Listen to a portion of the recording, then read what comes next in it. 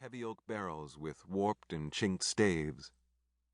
And the stone rooms were littered with empty bottles, the last of the vineyard reserve, spent on the eve of bankruptcy, or maybe finished off by looters. I expected to run into squatters, or to find their trash.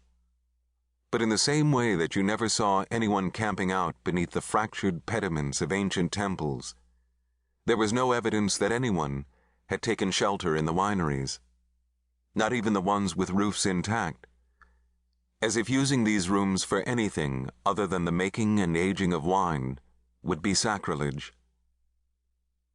I toured all of the old wineries that fall. There was the one with the turrets and the iron gate that made it look like a model chateau. There was the one with the Palladian array of pilasters and arched windows. I walked around a winery designed to look like a country cottage with a thatched roof. I found a winery constructed from logs, a sturdy cabin on the edge of a meadow. In a way, I preferred the wineries like the one my grandfather had built, a simple stone house, nestled into the slope of a hill. And I should note that all of these villas that I am describing were the exceptions. Most of the wineries appeared to be little more than utilitarian sheds with plain pine siding and corrugated metal roofing. Their cellars were concrete bunkers. I was hardly methodical about my archaeology.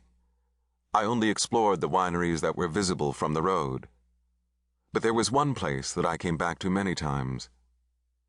It was a yellow stucco house, capped with a red tile roof, and most of the tiles had fallen away, leaving piles of terracotta shards everywhere.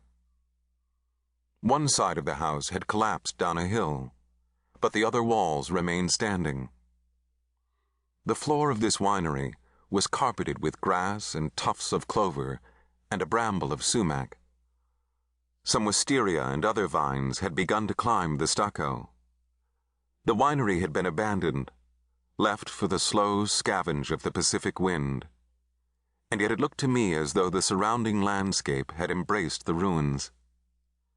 A stand of cypress now grew in the center of the main room, 6 or 7 adolescent trees in a semicircular huddle around a fermentation tank, green and skinny and fragrant, bowing in the breeze of the impending evening.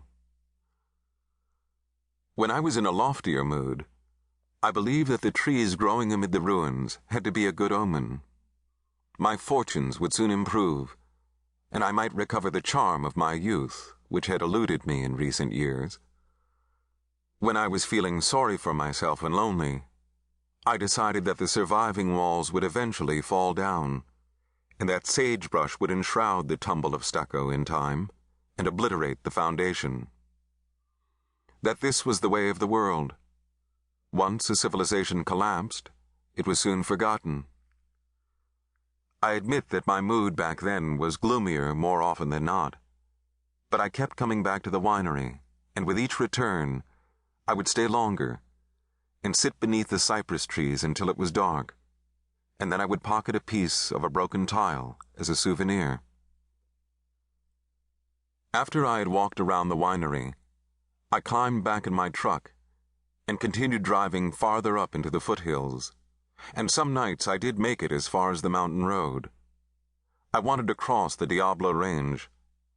I wanted to keep driving clear across the state and into the desert, deep into the American vastness, where I knew no one and no one knew me. I wanted to drive for days, and wherever I finally stopped, take a new name and start my life over. And so I worked my way up a switchback. I skimmed a cliff. I sped through a close of pine. I looked for any road that might lead me to a natural pass through the range, but I never found one. And I suppose that if I had really wanted to escape, I would have consulted a map. Some nights, I drove up to the mountain road only to turn around, and some nights I inadvertently made a circle. I would recognize a road that I had already driven earlier that evening, and I would follow it back down into the foothills, back to the highway cut